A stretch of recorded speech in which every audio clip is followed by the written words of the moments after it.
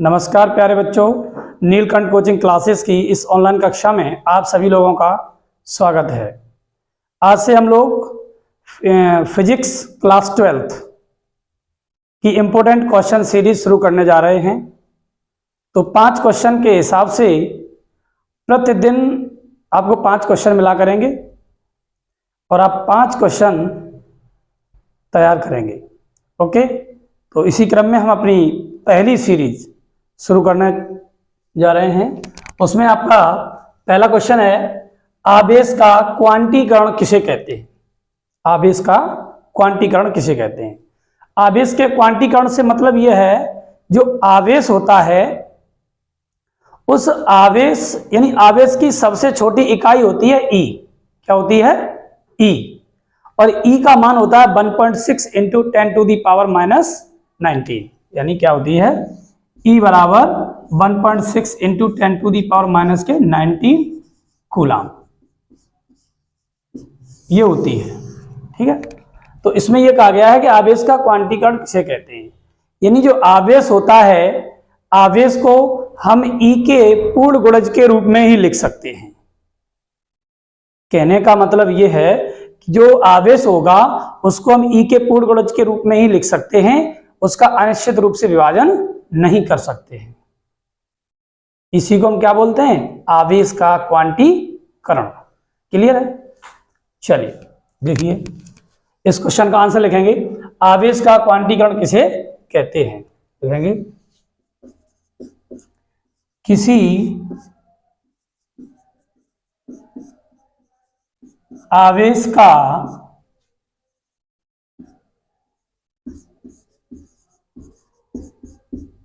अनिश्चित रूप से विभाजन नहीं किया जा सकता है। क्या समझे हम लोग?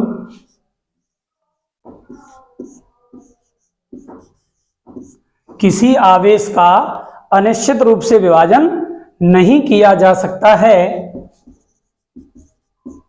आवेश के इस गुण को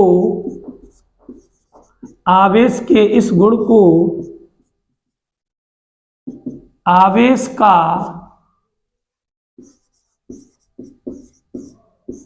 क्वांटीकरण कहते हैं। बात समझ में आई? कोई भी आवेश हो, उस आवेश को क्या है, हम अनिश्चित रूप से विभाजित नहीं कर सकते हैं। तो कहना, हमारी परिभाषा क्या हुई आवेश के क्वांटीकरण की? किसी आवेश को लिखना है, का नहीं, किसी आवेश को अनिश्चित रूप से, किसी आवेश का अनिश्चित रूप से विभाजन नहीं किया जा सकता है, कॉमा, आवेश के इस गुण को आवेश का क्वांटीकरण कहते हैं। ओके, नोट कर लीजिए इसको। हम थोड़ा साइड से हो जाते हैं।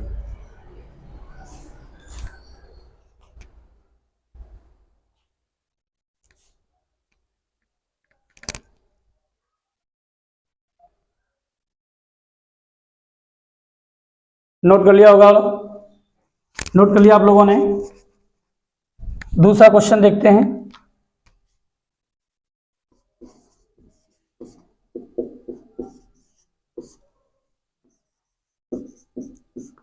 मूल आवेश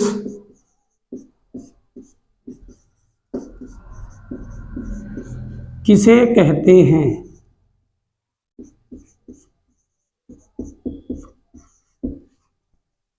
मूल आवेश किसे कहते हैं?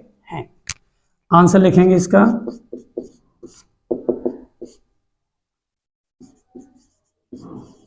आवेश की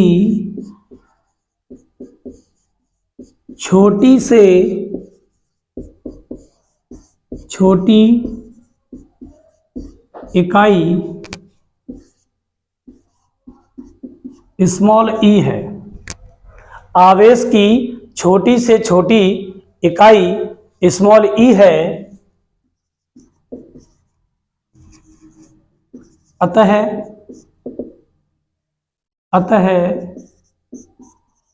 आवेश स्मॉल ई को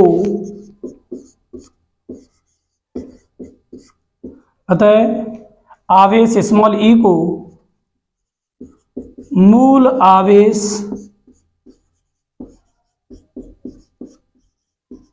मूल आवेश कहते हैं। क्या समझे?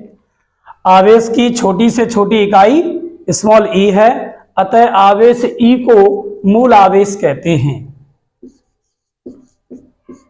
मूल आवेश स्मॉल ई का मान 1.6 गुणा 10⁻⁻19 कूलाम होता है। एक बात और समझ लीजिए बच्चों, इलेक्ट्रॉन पर सदैव ऋणावेश होता है, प्रोटॉनों पर धनावेश। नोट डाउन करिए इसको हम ऊपर लिखेंगे।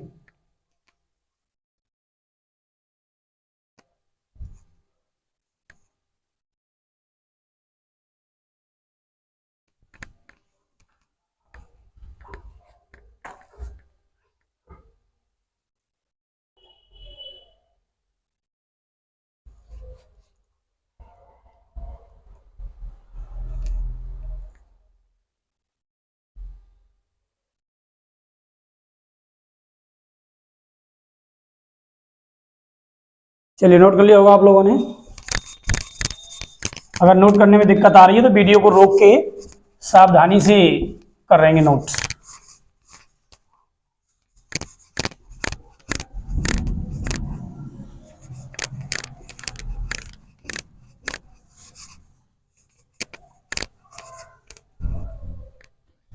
अगला क्वेश्चन नंबर 3,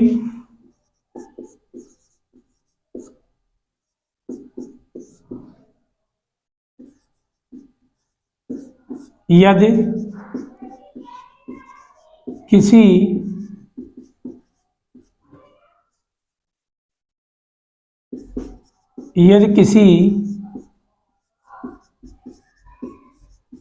आवेशित वस्तु में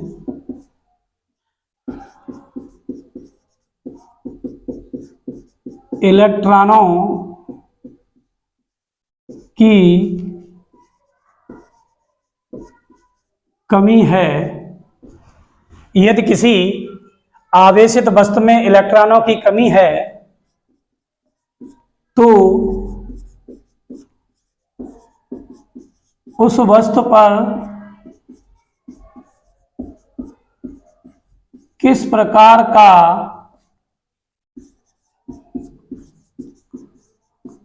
आवेश होगा? क्या क्वेश्चन है बेटा? यदि किसी आवेशित वस्तु में इलेक्ट्रॉनों की कमी है, कोई वस्तु है और वो आवेशित है, अब ये पता नहीं धनावेशित है कि ऋणावेशित है, तो यदि किसी आवेशित वस्तु में इलेक्ट्रॉनों की कमी है तो उस वस्तु पर किस प्रकार का आवेश होगा? बात समझ रहे हैं? इलेक्ट्रॉनों की कमी है तो किस प्रकार का आवेश होगा? आंसर लिखेंगे आप लोग धन आवेश। क्या होगा?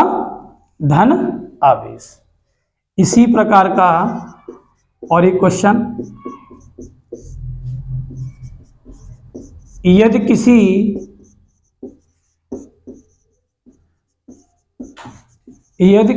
आवेशित वस्तु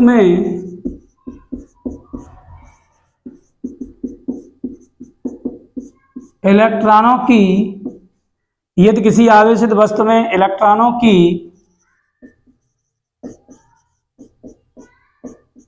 अधिकता है तो उस वस्तु पर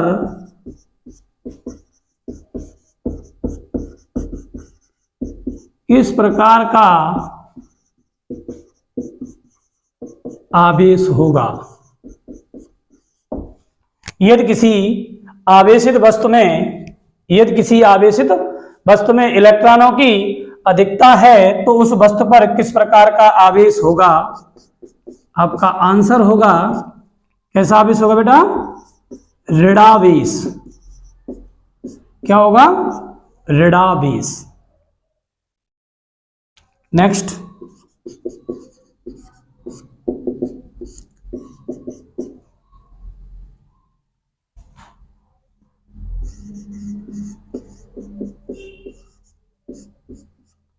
कूलाम का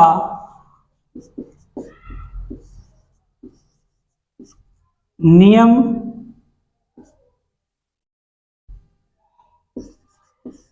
क्या है। कूलाम का नियम क्या है, पहले इसको नोट डाउन कर लीजिए, फिर इसका आंसर ऊपर लिखेंगे क्योंकि नीचे फिर दिखाई नहीं देगा।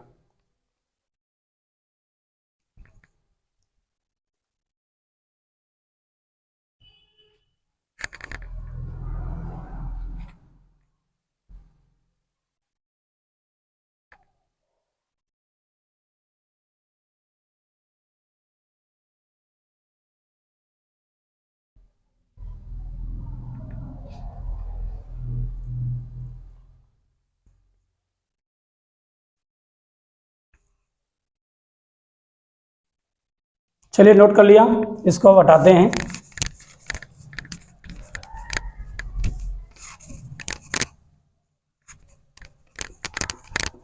ये क्वेश्चन नीचे लिखा हुआ है, आप अपनी कॉपी पे इसको नोट कर लीजिए और आंसर हम नीचे थोड़ा दिखाई नहीं देगा आप लोगों को, इस वजह से ऊपर लिख रहे हैं, ठीक है। देखिए ये कोई आवेश है Q1 और एक दूसरा आवेश है ये Q2 और ये उनके बीच की दूरी क्या है, स्मॉल r। ओके, तो क्या होगा, इसका आंसर क्या होगा, प्रश्न 5 का आंसर लिखिए। 2 स्थिर बिंदु आवेशों के बीच लगने वाला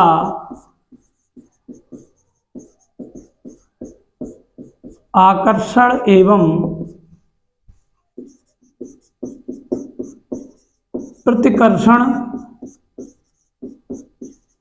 का बल क्या है, क्वेश्चन नियम क्या है, 2 स्थिर बिंदु आवेशों के बीच लगने वाला आकर्षण एवं प्रतिकर्षण का बल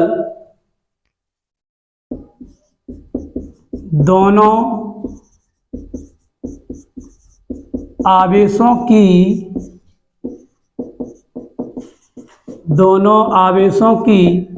मात्राओं के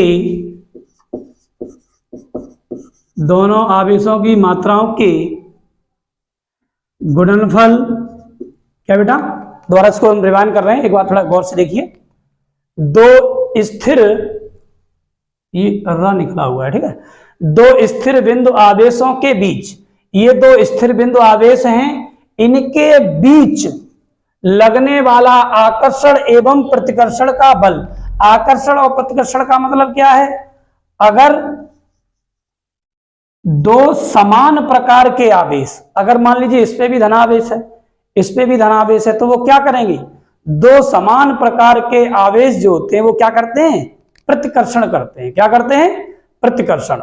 और 2 विपरीत प्रकार के जो आवेश होते हैं वो क्या करते हैं, आकर्षण। तो अब दोनों या तो समान प्रकार के होंगे या विपरीत प्रकार के, अभी कोई निश्चित तो है नहीं। तो हमारी डेफिनेशन क्या होगी, 2 स्थिर बिंदु आवेशों के बीच लगने वाला आकर्षण एवं प्रतिकर्षण का बल दोनों आवेशों की मात्राओं के गुणनफल के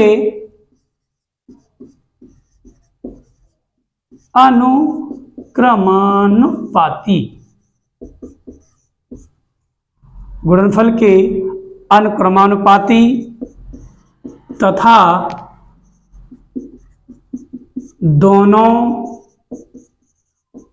आवेशों के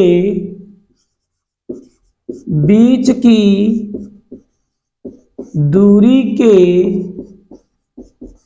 वर्ग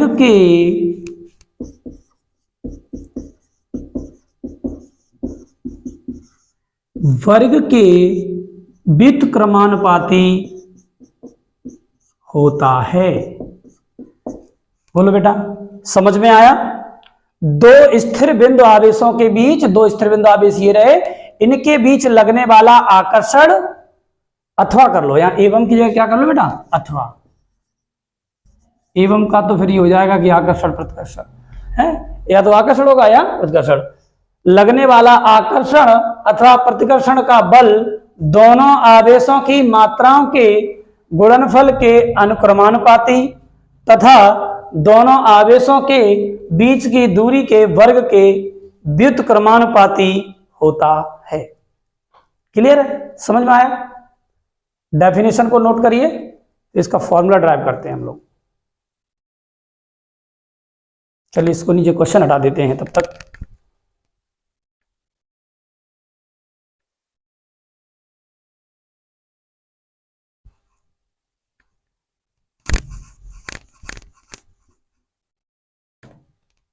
और ये बल क्या होता है ध्यान दीजिए, यह बल दोनों आवेशों को मिलाने वाली रेखा के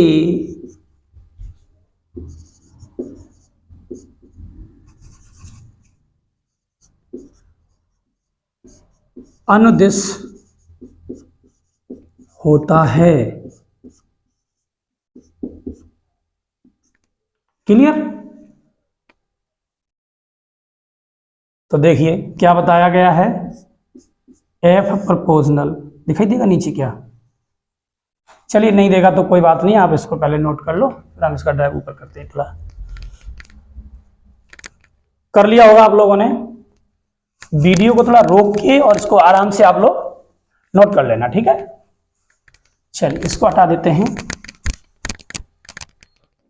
देखिए क्या हो जाएगा, देखिए क्या बताया है, जो बल है इन आवेशों के बीच कार्य करने वाला जो बल है वो अनुक्रमानुपाती होता है दोनों आवेशों की मात्राओं के गुणनफल के। तो आवेश पहला Q1 दूसरा Q2 दोनों का गुणा हो गया, इसके अनुक्रमानुपाती हो गया, और वर्ग के उनके बीच की दूरी का वर्ग उसके व्युत्क्रमानुपाती हो गया। तो F बराबर 1/4πε0 Q1 Q2 बटे R², जहां 1/4πε0